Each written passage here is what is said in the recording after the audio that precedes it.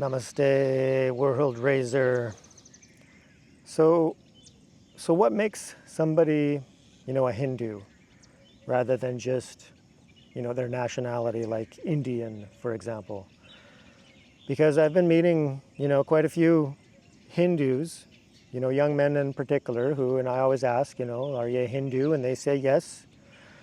But of course, a lot of them, they prefer the word Sanatan Dharma, right?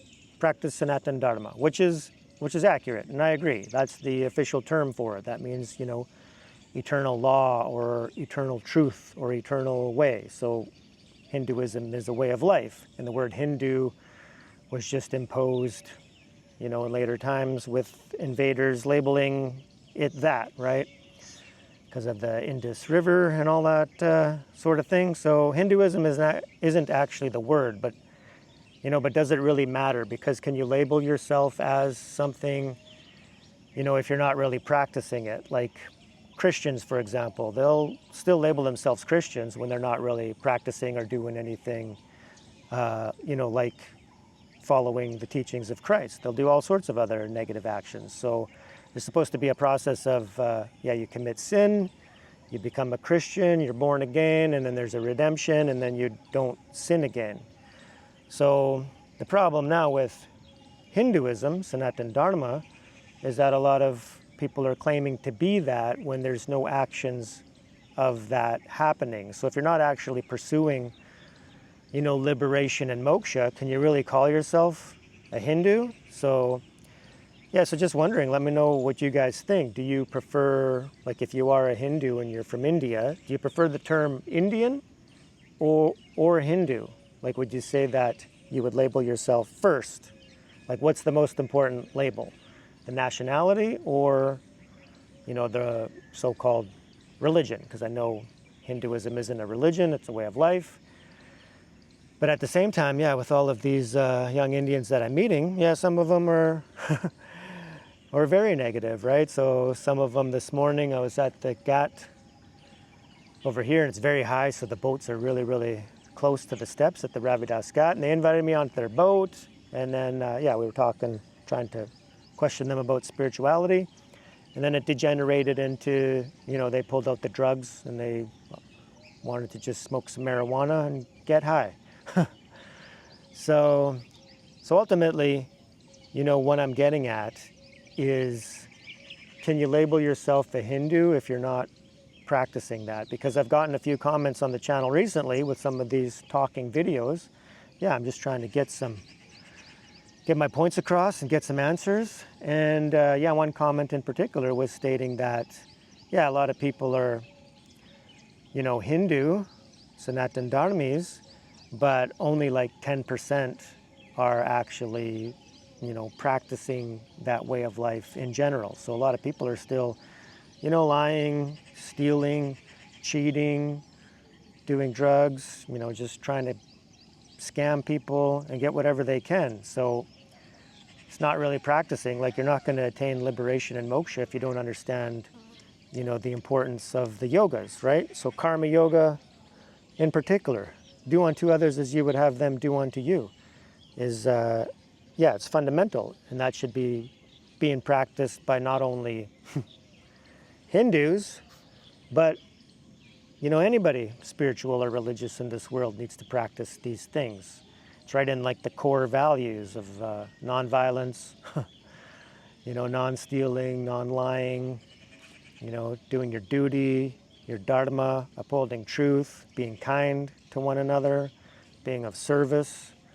So these are, really important things. And for the world going forward, there needs to be, a renaissance, a resurgence, because it's just a matter of time, because you get young Hindus, Indians that are Hindu, they're going all over the world now, right? And they're taking their culture with them, and they're, throwing their garbage everywhere, and they're sleeping on the beaches. So right now in Thailand, whole lot of videos talking about the Indians, taking over Thailand and not, being respectful to the Thai culture. And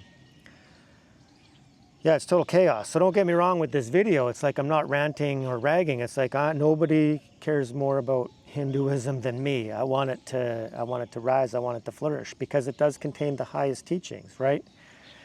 So in that sense, even podcasts, I listened to one the other day about Christians, just blatantly attacking Hinduism, and they got a lot of things accurate. So they explained real quick, all about it, and then for the most part very accurate, but then at the same time dissecting it, and the people, and that it's still, very negative, because we just see it. Well, it's poverty-stricken, right? So people aren't treating each other, as people treat each other when they're getting closer to love and acceptance and reason, right? So, it's very sad. So how do we raise the collective field? Well, we got to inspire the young Hindus to embrace their spirituality, right? Authentic spirituality, where you understand the importance of karma. So you still go out there and do your duty and your work, but at the same time understand the unity and the oneness. So that seems like a big thing that's missing, is that everybody's perceiving each other as separate, when the core teachings of the highest spiritual truth are coming from mysticism, right? So it's the mystics that understood this the best, because they had a direct realization of that absolute truth, right? Whereas even with the Christians that I was talking about, they were talking about that that's not possible. It was only possible for Jesus to attain that, and everybody else has to surrender onto Jesus, so then we can get into heaven. But ultimately, we're going to remain forever separate from God. But what the highest teachings within Sanatana Dharma are saying is that no, you can merge with the divine, and Buddhism teaches that as well, right?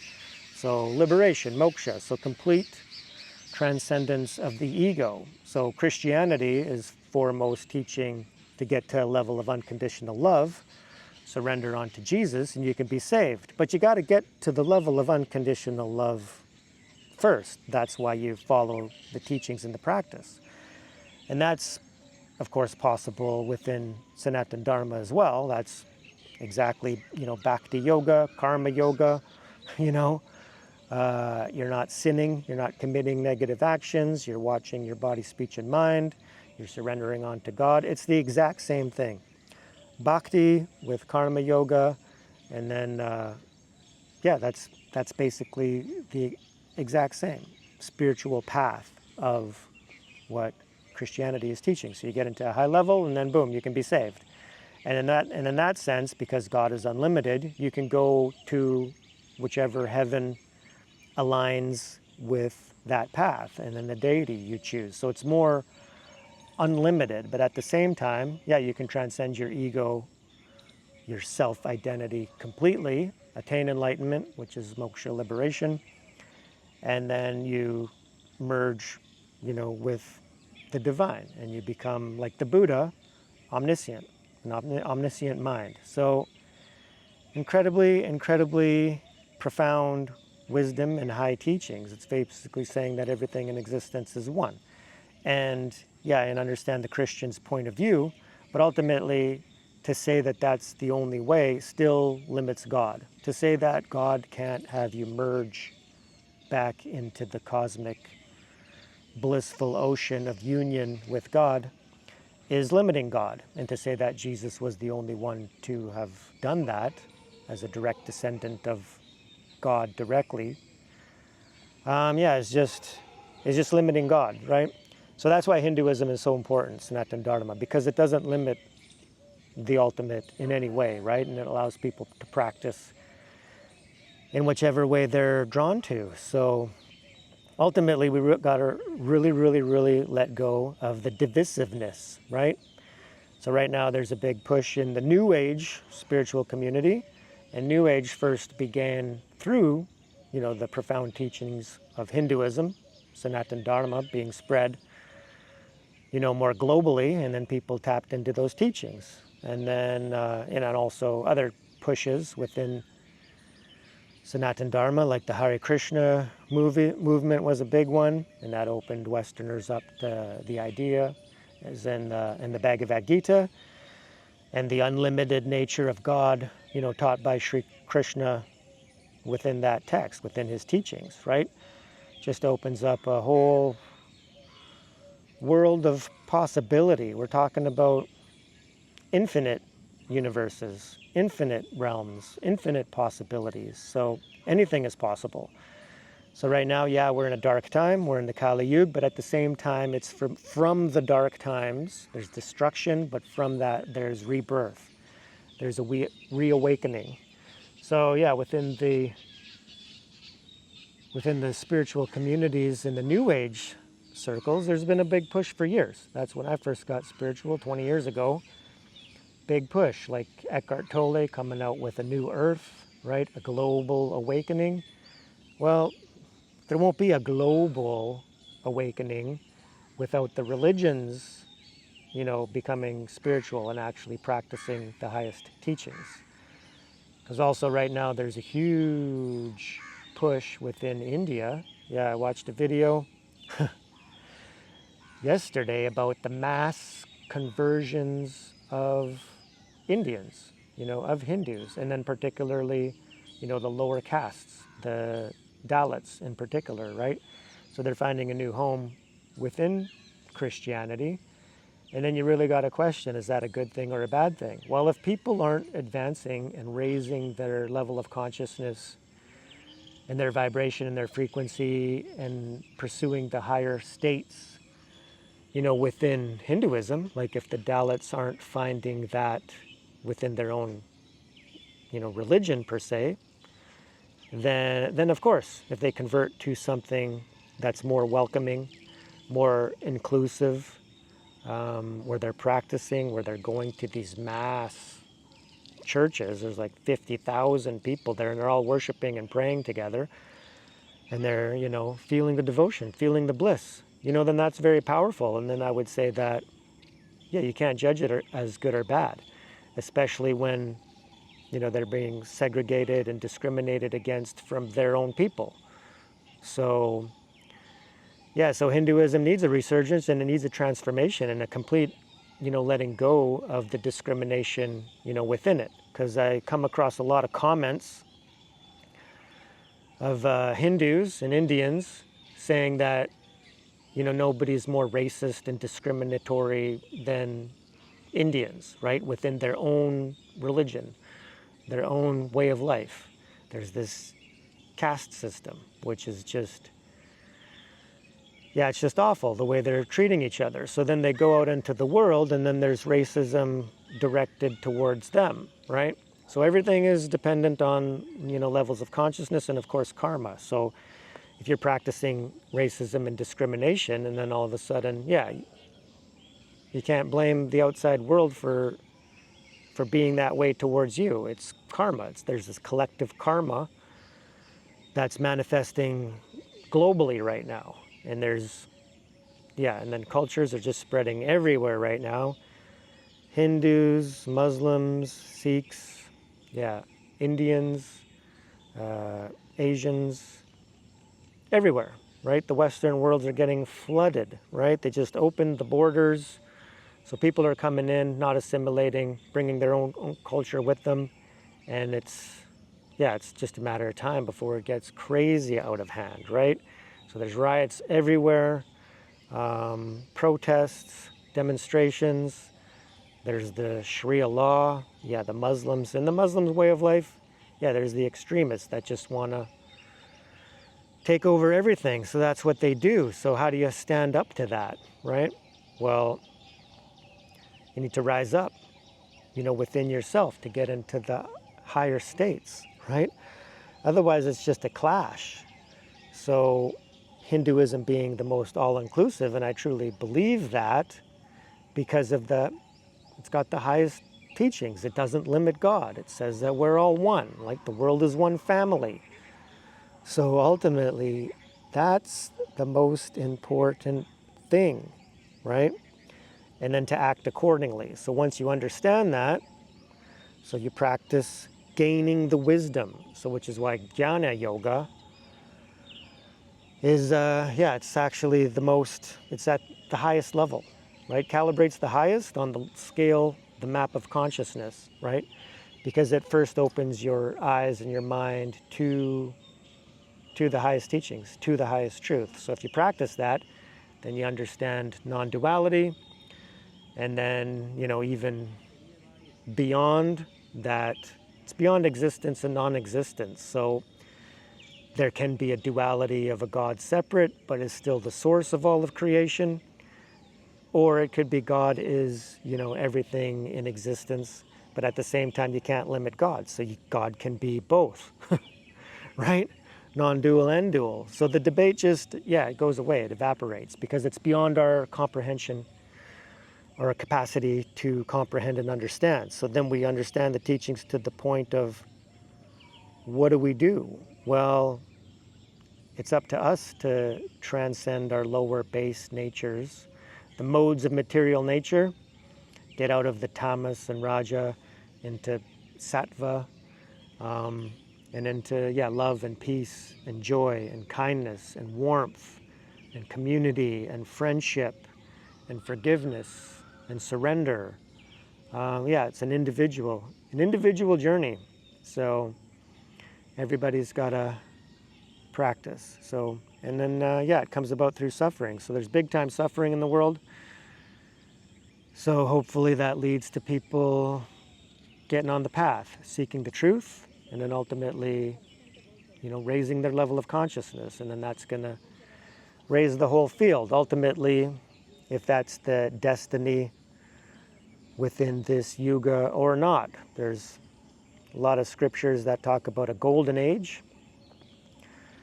that's supposed to be happening right now. So at the beginning of the Kali Yuga, it's a grace period. So that's another reason why it's so important, whether the world, elevates to a higher level or not, it's still the most precious opportunity to be practicing spirituality right now.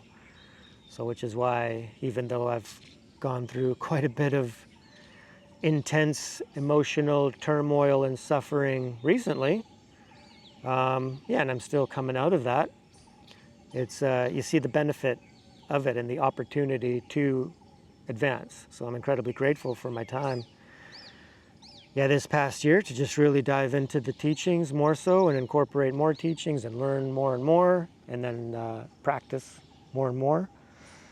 And letting go, and then going within and addressing some of the trauma, childhood wounds, and the deficiency and lack, and the shame and guilt, and these lower levels that were present still within me, and then to really purify that. So it's about letting go of the past, but not superficially. You can't just ignore it.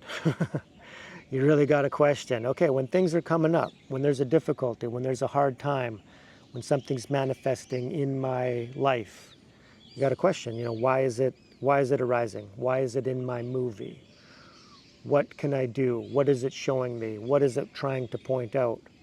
So I had many, many such situations in my recent relationship, which, there was a blockage there. It wasn't time for me to really dive in and investigate thoroughly enough in order to heal and grow from the old patterns that would have let me, to be more appropriate, like vibrating at a higher level of consciousness within that sphere. So entirely, my fault, my karma, my mission, my purpose is to notice that and then work on that. So you have an intention to seek spiritual reality, moksha, liberation, truth, unconditional love, and then things are going to come up to work on. So within Hinduism, within all the religions, that's what needs to happen. But trying to force your religion on others, you can't even judge that, right? Because everything is happening, everything's unfolding the way that it's meant to unfold. The very thing that could push Hinduism to revive, to, manifest in a more authentic, higher level of consciousness, is the outside forces, constantly attacking it, right? And that's happening, right? Because when Hindus are vibrating and behaving at a low level, then there's going to be backlash, right? So right now there's a big push, on the internet and YouTube. A lot of young Indian YouTubers are calling out, that India needs a mindset shift, right? And that can only come about. It's only possible through, spirituality, in the sense of, you don't even have to label it spirituality, but just raising consciousness, raising vibration, raising morality, in the sense of authentically caring about others more, caring about,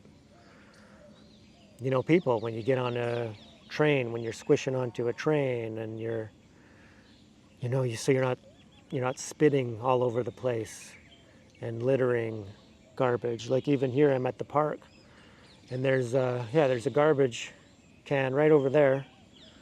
Yet people, just litter wherever, and this isn't even as bad as usual, right? So people will come and have a little picnic and then just, leave their garbage. That's happening everywhere, right? I seen a video in Belgium where same thing. Used to be nice, pristine beaches, and then one in particular, it's overrun, and it's just covered in garbage, right? So yeah, it doesn't matter where you go. If you're taking your low vibration and low consciousness with you, then that's going to lower the consciousness, the level of where you are, and it's going to turn more negative. So anyways, I'm really, really, really hoping and praying from the bottom of my heart for all of the Hindus out there and the Indians, and whatever you label yourself. I still think it's the most important thing, because you guys have the numbers and the highest teachings.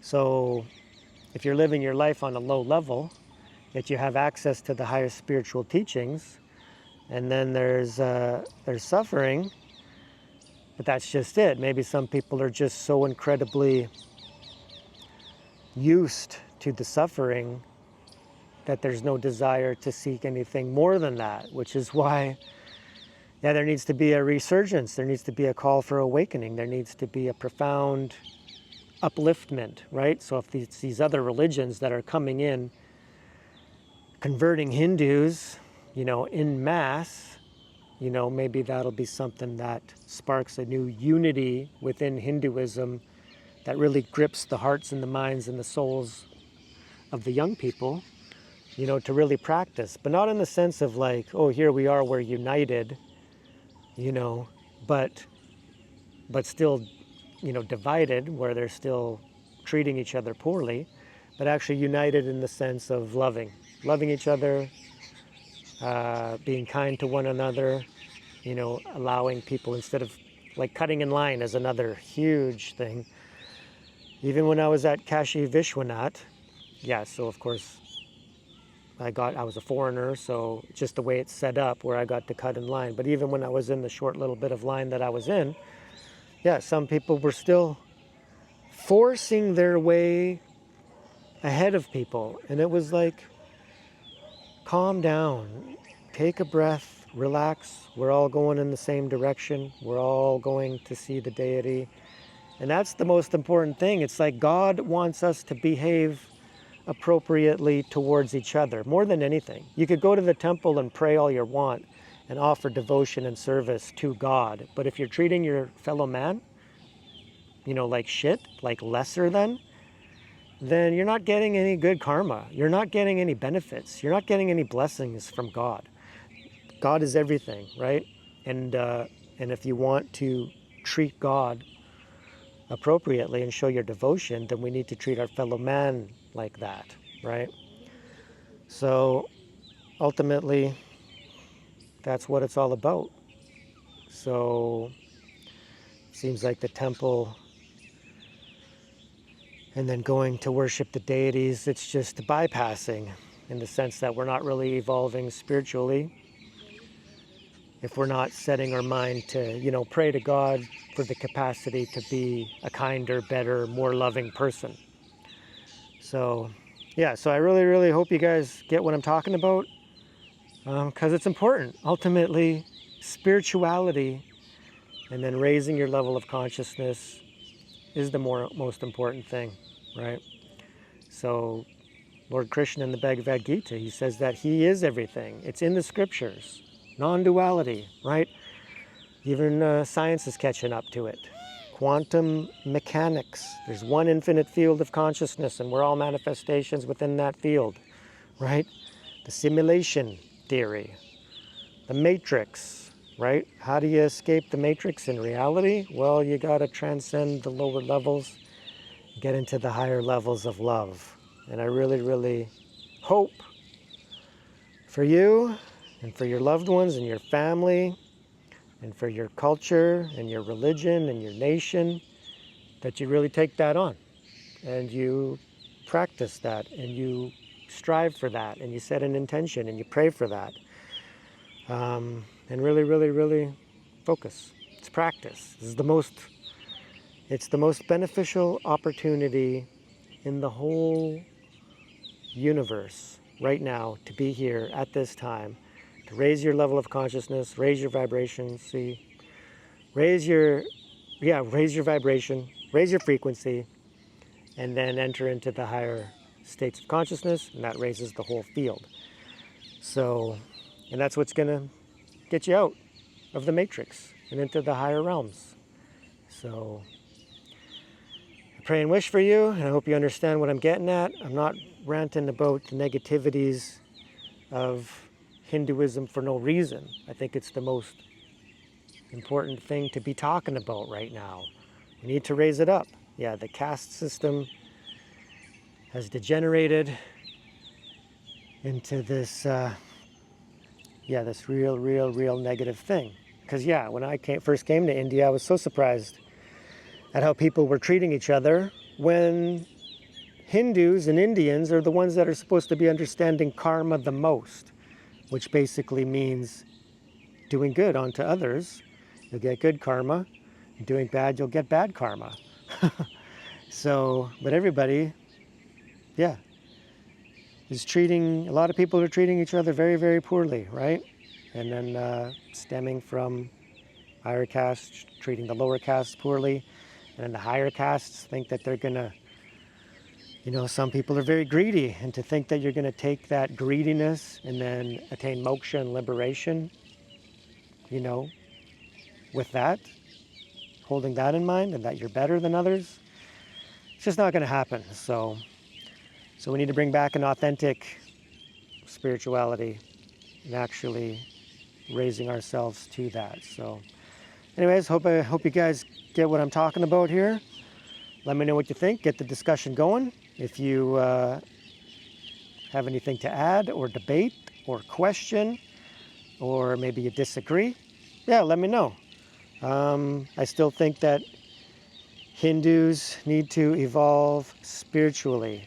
That's ultimately what it's all about. And not just Hindus, everybody, but Hindus have access to the highest teachings, right?